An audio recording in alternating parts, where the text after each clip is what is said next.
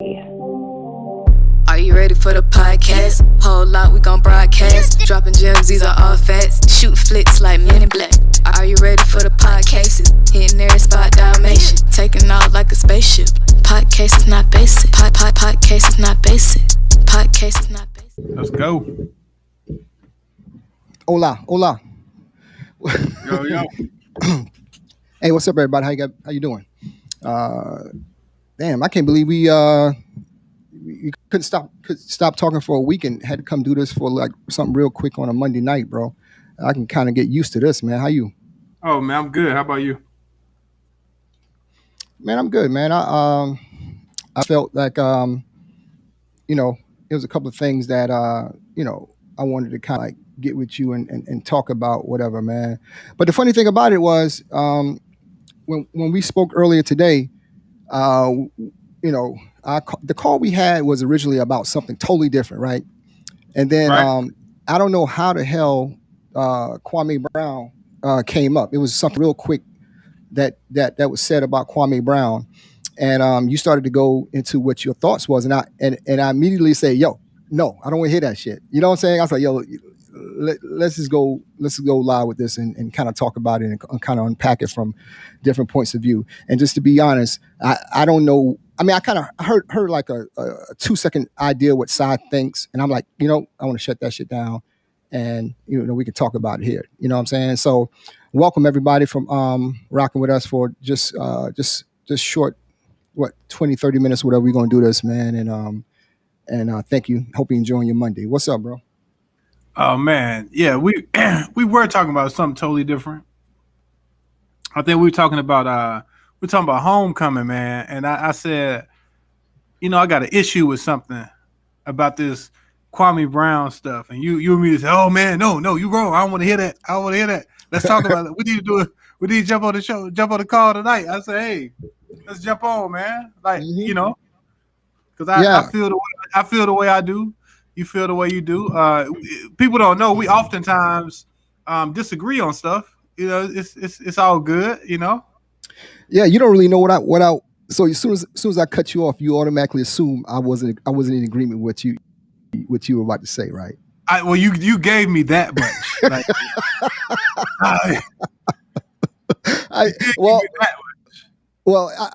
just to start off, right? I'm assuming you have. I know we have different point of views on this whole situation, and my point of view is simply based off the fact that I felt, and I still feel, for 20 years or whatever, they have beaten this guy down systematically, whether it's in public and private. And some of the things, since this thing has happened, we find out things that are happening private that gives weight to whatever he's been going through. Or it kind of gives weight to things that the public have a perception about. And I think what he did was, and I think Kwame Brown is a martyr. And I say this in a lot of reasons. And my main reason was he remained quiet literally for 20 years. No one has ever heard this guy talk. No one knew how articulate this guy is outside of people that he deal with on a day-to-day basis, and how thoughtful he is, and what he has endured for 20 years has lent credence to the whole thing, man. The strong move quiet and the weak start riots type stuff, and they have beaten this guy up. And I'm glad he's finally come back on board and just tell everybody what the fuck he thinks, and he's putting notice on a lot of people, bro. Oh yeah. I mean, I don't. This was my thing right here. I don't have a problem with any of that. I listened to some of the stuff he's been saying.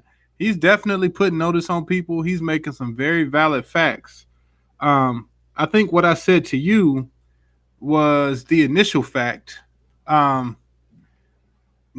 It doesn't take away from the fact that he was a number one draft pick and he was kind of a bust in the NBA. I understand all the stuff that happened with Jordan, all the stuff you was 18. I understand all of that, and I respect all of that. At the end of the day, you were number one draft pick. You're not the only one who didn't live up to the hype. There's plenty others, but you was kind of a bust in the league. Yeah, now we realize you're intelligent. Why did you wait 20 years to show us your intelligence? Why did you hold that back? I mean, you could have been told us all this, and nobody listens to all the smoke and think Matt Barnes is that tough. Everybody know, okay, yeah, Matt Barnes, you ran up on Derek Fisher, woo, yay, like okay, like I mean, you know, you a Valley boy, whoop de doo, you know what I'm saying? Yeah, Steven Jackson is just loud. He ain't saying nothing that nobody doesn't know, man. Michael Jordan, I'm sure, was tough as hell on Kwame Brown. I'm sure he was, but none of that takes away the fact that somebody decided to pick you number one. Who cares that they really want an Elton Brand? A lot of people get picked in places they weren't supposed to get picked in. You didn't live up to the hype, bro. Everything you saying now is valid, but you didn't live up to the hype. he did. Listen, bro. You know the NBA has been around since what 1945, 1948, or whatever, and it's only been like 4,500 people on Earth in existence that's ever said they had one of those jobs. And and and and the things that Screaming A. Smith has been muttering for the past 20 years about this guy, calling him a bus and all of that's whatever, whatever. And I think yeah, maybe he don't have the best stats in the world. You know what I'm saying? But the stats that matter most to me is that he was 17, where he came from, and the environment that he went into. And we all know at 17 years old, if we was getting beat down every day, no matter how much we was getting paid to do a job, literally getting beat down and saying you ain't shit since you got in the league, by one of the by the greatest player ever. What will that do to your psyche at not at 45, not at 42, not at 32, not at 27, but at 17? You see what I'm telling you? And even through all of that, he's successful. He played in the league for over a decade, and he was able to do things for his mother that a lot of people wish they can do. And he remained quiet. He allowed those people to say whatever they said about him, but he came back and let everybody know how he really felt, and he shut a lot of shit down, and I salute him for that.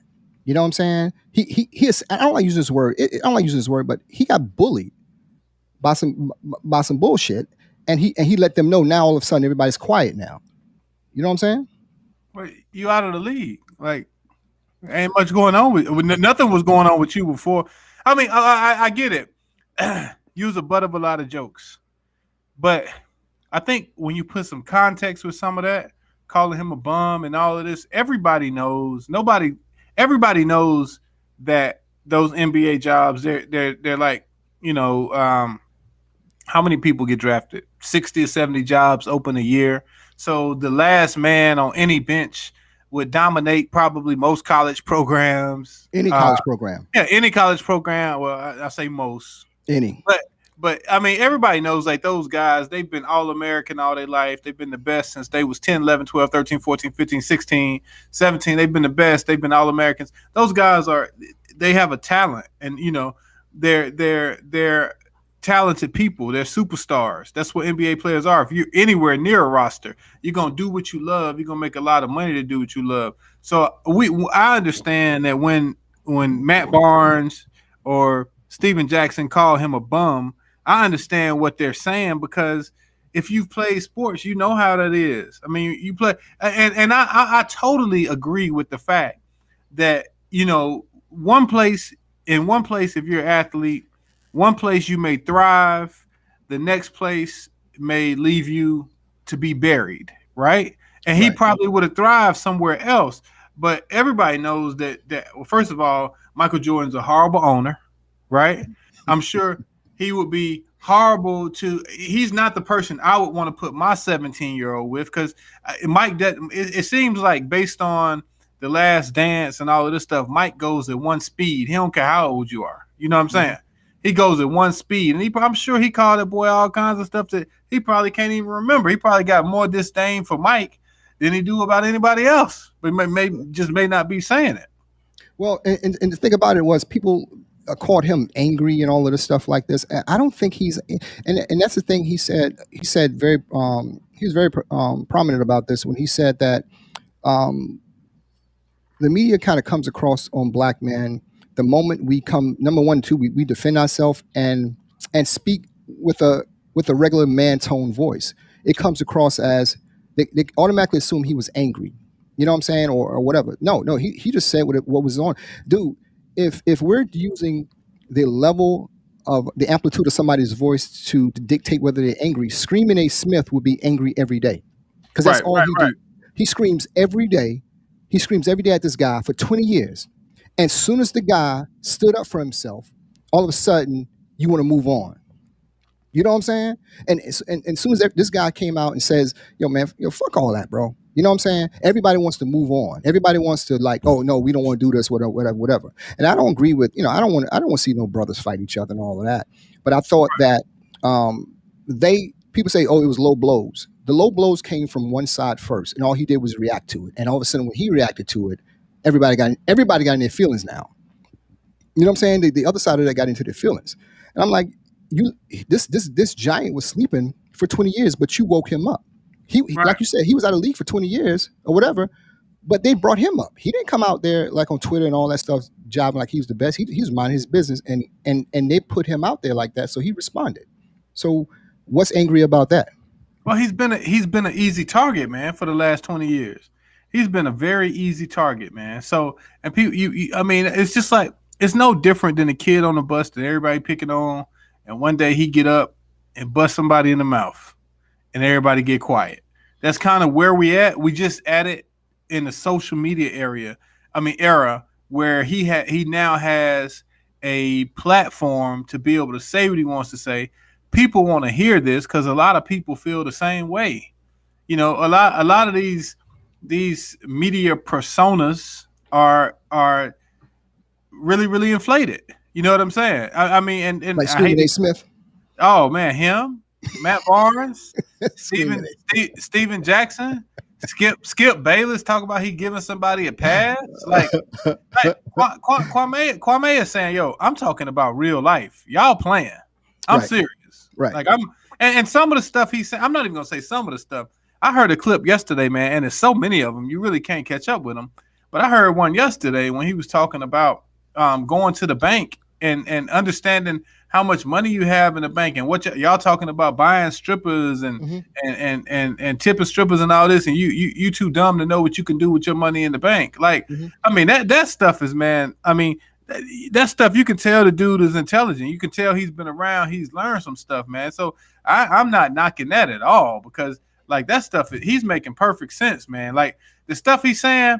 A lot of people not coming back. They're not coming back because they saying, "Oh, we worried about a ticking time bomb." They're not coming back because he's on point. He's accurate. He's like, and you know what I'm saying? It's tough to be angry and accurate. Right. You know what I'm saying? He was angry. He is I mean, I wouldn't say he was angry, but he was going back at them pretty much at the top of his dome with accurate stuff, and it was so accurate that Charlemagne, the God, felt he had to get get lawyers involved. You see what I'm telling you? Right. And the thing about that is, I felt that what he did was almost some sucker shit, because if you make your living off of other people's perils and whatever they go through in life or whatever, and the moment they come back at you with the same exact fire, you want to get legal with it. Right. You know what I'm saying? And I think that what he did today on the Breakfast Club, whatever, I thought that was big of him to apologize. It felt like it was heartfelt, whatever. The reason for that, who knows? But I always thought that once somebody apologizes for you, you almost have to accept that and just kind of like just let it be what it's going to be. But I felt that what he did was big, and and what Kwame Brown said about him was even bigger, because the Hawks are coming now. You know what I'm saying? Yeah. And they created this monster. And it wasn't like this guy was out here trolling anybody. He was, like I said, he was riding his truck, minding his business, and people kept bringing him up. And I'm like, okay, dude, there are other people that less than stellar careers in the NBA you guys can bring up. Why you gotta bang on this guy all the time? Because he ain't responding. He easy punching bag, big easy punching bag, right? Right. And then as soon as he said something back to Screaming A. Smith, he want to move on now. And he salute to Jalen Rose, man. That's been supporting this guy when everybody else is banging on this guy. You know what I'm saying? Trying to talk sense to Screaming A. Smith and his cohorts over there. And I thought that was really whack. I thought that the way they went low on that guy was whack. You know what I'm saying? And I'm glad he kind of like showed them, nah, bro. I'm articulate your guys to death, and that's when old boy had to bring Deloitte in, and And you can't really blame them, man. I think some of these guys are halfway scared, man. I mean, like literally, man. Like, you know what I'm saying? Right. I don't want to see nobody lose their job or nothing like. I really don't. I hate when people lose their job over shit they've done in the past or whatever, and that's just the way it is now. That's just the movement everybody's going with. If you do some shit that offends somebody, they're gonna fire your ass. And I think that may play the part in what Charlemagne said this morning, but up until that apology, he lost a lot of credibility by banging on that guy and by banging on that guy, doing things that he'd been doing for however long he's done, and the guy did it back to him in one clip, and all of a sudden he want to cease and desist that shit. I thought that was some sucker shit. You know what I'm saying? If you're gonna say it, stand by it, bro. You know what I'm saying? Stand by it. They realize that they are dealing with a different animal in this guy, man. Kwame is he's at that I just watched that movie on Netflix, that Unhinged. He's at that on Amazon. He's at that unhinged level, man, where he's like, yo, I've had enough, man. And man, the locker room, and I played sports coming up, man, and also through high school and college. The locker room is a treacherous place, man. Oh yeah, I can imagine. It's a treacherous place. Guys say all kinds of stuff, man. Yeah, man. Like I said, I just I thought it got out of hand first when like I said, kept bringing this guy up, and then now everyone's in their feelings now. Everyone's saying how angry he is, but no one said how angry those other guys were dude, like no one tapped you on the shoulder to say, bro, let that shit go, man. You talk about this guy every chance you get. Let that shit go. Nobody gonna tap you until he gotta tap you. You know what I'm saying? Right. He did his happen. And I think that goes, like and Screaming A. Smith, he talks tough, man. He comes on air and like, yo, you want to see me and all this stuff. Like he talked that shit about Kevin Durant and all that. You want to see me and all this and everything like that. He talks tough, man. And then Kwame was like, yo, man, I would slap the shit out of you. That's the first person I ever heard say I would slap the shit out of you, and felt like he meant that. And all of a sudden, Stephen A. like he got amnesia now. He don't know what the hell who Kwame is now at all. He's got amnesia. So I think that I'm glad that guy stood up for himself, man, and now everyone's want to apologize to him. He took on a whole monster by himself. Right. He took on the establishment by himself, and he said some stuff in those videos I think that got people rattled. You know what I'm saying? Oh, for sure. But I don't think he's a bust though, man. What he kind of laid out in terms of what he was able to accomplish from 17 to now, buying his mom a house on the golf course, and just retiring or whatever. And being like, yo, you can't be a bust and be in the league for fucking 15 years or however long he was in the league, man. That's almost unprecedented, bro. That's tough to beat. Well, I guess you could say he never lived up to the hype. He never lived up, but he didn't ask for it, but you asked for it. He never lived up to the hype, man. And two things that are very critical are announcers, news people, put them in one category, and players, your peers. Your peers are very critical, man. Like, I mean, you got to have tough skin to do this, man. And I've never played a sport and been paid to do it, so I can imagine the requirement for that, because you know what I'm saying? When you got other people always coming at your neck because why? You Kwame Brown, you was the #1 draft pick. So people coming at your neck, man, constantly. You know what I mean? Right. It's a tough thing to do, man. And like I said, at 17 years old, man, I knew where my head was at. But just imagine like all the lights and everybody in the world knew who you were. Like you're the center of the NBA at 17 years old. And then your first day on the job, Michael Jordan's your supervisor. And he's telling you ain't shit. You couldn't. I wouldn't want to do anything with Michael Jordan other than party, man. You know what I'm saying? And then he got to, God rest his soul, but then he got to taste of Kobe Bryant, man. You know what I'm saying? Yo, the word is, man, them guys was beating the hell out of him mentally, man. You know what I'm saying? Man, you can imagine. I bet you Kwame Brown is pushing up on 9 or 10 figure times that he was called a big sorry ass dude. Yeah, man. You big Yeah. sorry. You big sorry. And I mean, it's clear, man. He's still talking about people talking about he got small hands.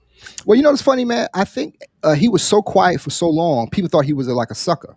You know what I'm saying? He never, even when Right. he played in the league, he was like, "Yo, I was to be in the locker room and just be quiet, mind his business." So I guess that gave them they gave those guys the foresight. Like, well, we can talk whatever we want to talk to him. You know, we can say whatever we want to say about this guy. He's not Right. gonna do nothing.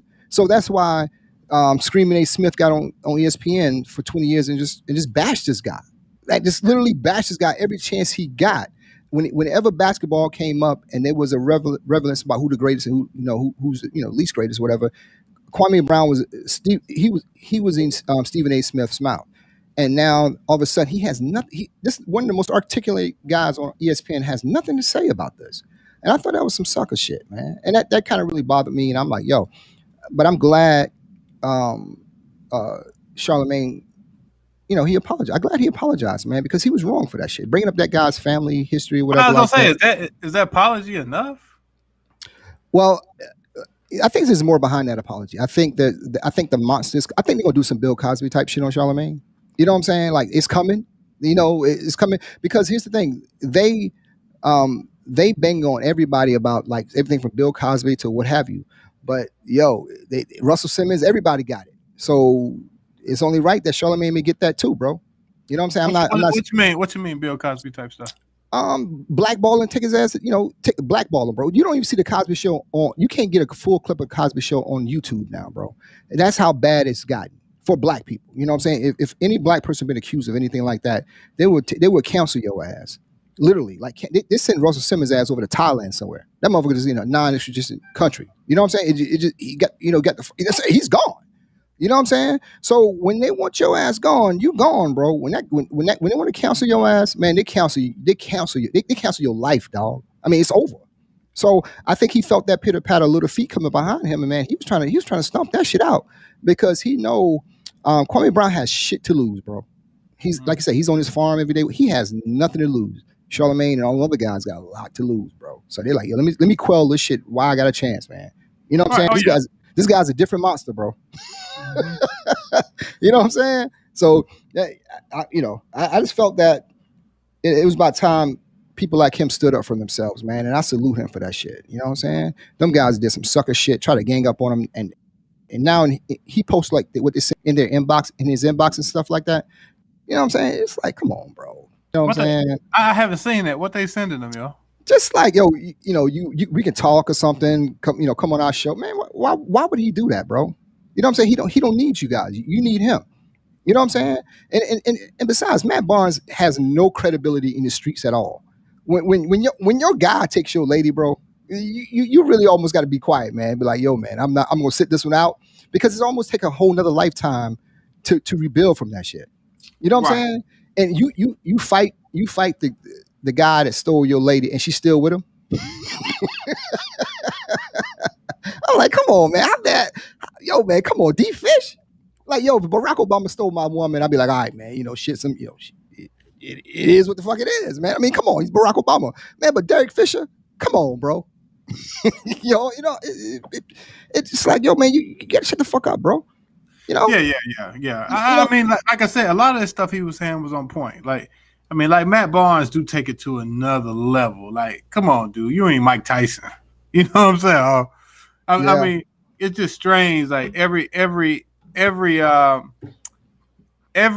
team that Matt Barnes and Steven Jackson played for, they was the enforcers. Like, come on, man. Let's just give it a little break. Come on, man. There's only certain forces I think that the world realizes in. It's like Charles Oakley. You know what I'm saying? Charles Oakley was a damn enforcer. You know what I'm saying? Draymond Green is an enforcer. The only person Steven Jackson ever beat up was a 5'10" fat guy in the stands in Detroit. You know what I'm saying? That's the only person he's ever beat up. And then since then he's been a tough guy. Yeah, right. You know what I'm saying? So you beat up a fat. Because they smoke a lot of weed. They tough. Hey, man, I get it. I get it. We do make you tough, though. I'm not here to disparage anybody who smoke weed. Who am I to judge? Well, it's a. I mean, I like to think, man. There, well, not like to think, but sadly, there are a lot of people that don't have anything to lose. But when you don't have anything to lose and you add resources to that, then you become a very dangerous individual. You know what I mean? There's a lot of people who ain't got nothing to lose. They'll do whatever. Well, yeah, you would do something, but you can't do nothing because you don't have the resources, whether it be financial or otherwise. But somebody who doesn't have much to lose and they got the financial resources and you got that family history, which means you got that stuff running through your veins. And he's articulate. Yeah, I mean, man, Shit, bro. my mama used to say, man, she said about certain people, oh, he ain't had no choice to be like that. That blood running through his veins. And when you got that blood running through your veins, man, it's like I tell people, man, people might not always do something, but you got the propensity. You know what I'm saying? I don't know what that means, but that sounds like dangerous. That sounds Yeah, very dangerous. you got the ability is in you to do it, man. You got the propensity. You tell people all the time. Oh, I mean, that's why people are really. It's just like breeding dogs, dog. When people breeding pit bulls, if they got that red line or that blue line, whatever they call it, if you got that pit bull that's got that propensity and that stuff in his blood to kill that bloodline, Mm-hmm.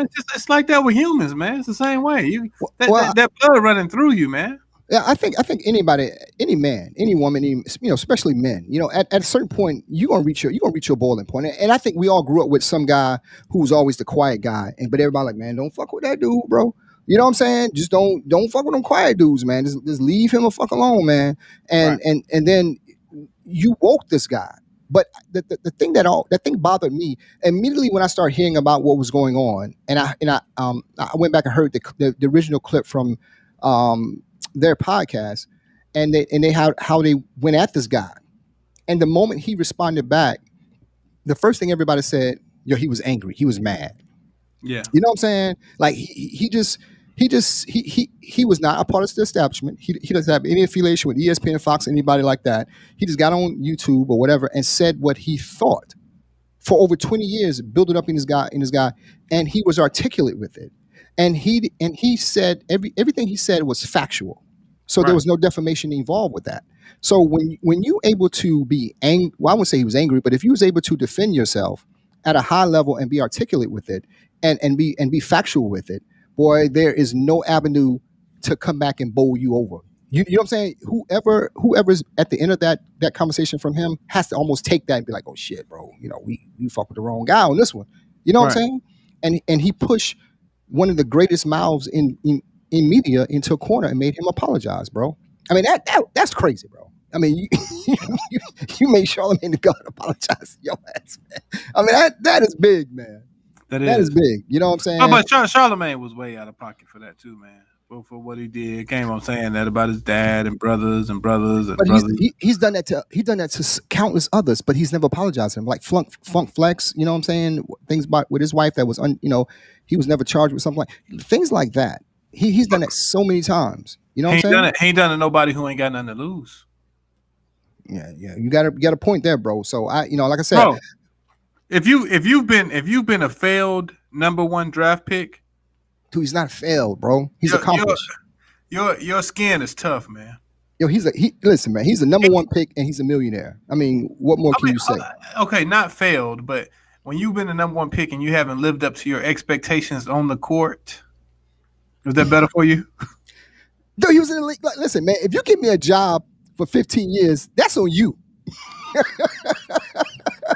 If you allow me to turn my time and sheet in every week, and I get a check every week, and at the end, like when I retired at my retirement party, like, man, you wasn't shit. I'm like, bro, but you paid me for 20 years though, dog. What I say about you?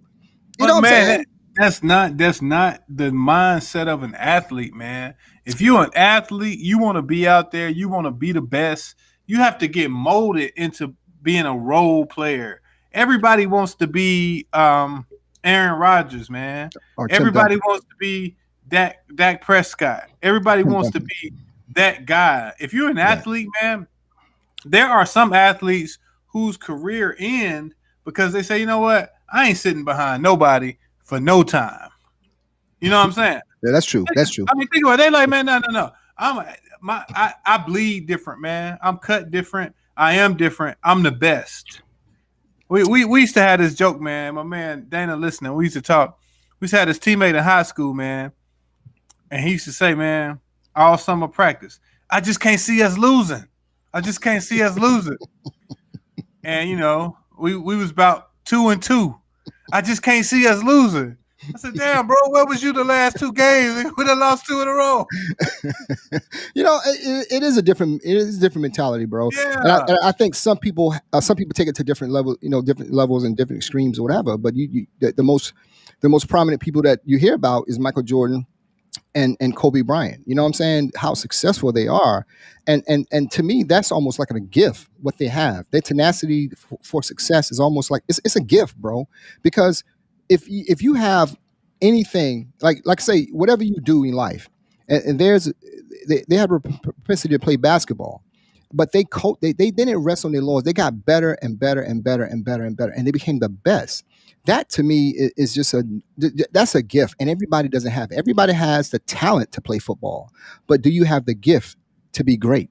You know what I'm saying? Sometimes it's the opportunity and situation is what I'm saying. It's the opportunity. If Patrick Mahomes doesn't get drafted by Kansas City, he gets drafted by the New York Jets. Maybe he's getting shopped around right now, just like Big Head. What's his name? What's the Panthers? Sam Darnold. Maybe he's getting shopped around. I mean, and now NFL teams are saying, you know what? Sam Darnold was probably actually really good. That's why we're gonna not draft Justin Fields. That's what the Panthers are saying. We're gonna roll with Sam Darnold because sometimes, and that's very frustrating for an athlete, man. Because if you're a pitcher, and you got a coach who say, you know what, I don't like the way you pitch. I'm gonna put you in outfield, or I'm gonna do this. Sometimes it's opportunity, man. Some of the best players get there because of an opportunity, because of an injury to somebody else, or because of coaching. Of a coach who just says, you know what, I'm gonna put this guy here because he's tall. I want to put him in quarterback. I'm gonna put him a receiver versus a coach when you're 9 years old. Say, you know what, go play right guard, right tackle. I'm telling you, man. And hold on, wait a minute. I was talking about my high school team, man. Shout out to them 93-94 Page Pirates. We were undefeated up until third round of playoffs, and the 94-95 Page Pirates, man. Greensboro, North Carolina. Salute, man. Yo, those game tapes are on a VHS near you, Jack. You know what I'm saying? Dana has the VHS. Dude, if you pop them shit out, if I'm anywhere near you with a VCR somewhere, dude, I'm like, yo, it's over, man.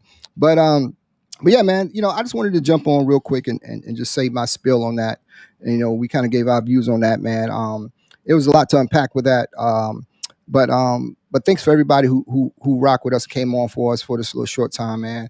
The cases are we're not resting, man. We're doing season 2 as we speak right now, man. So look out for it. It's gonna be dope.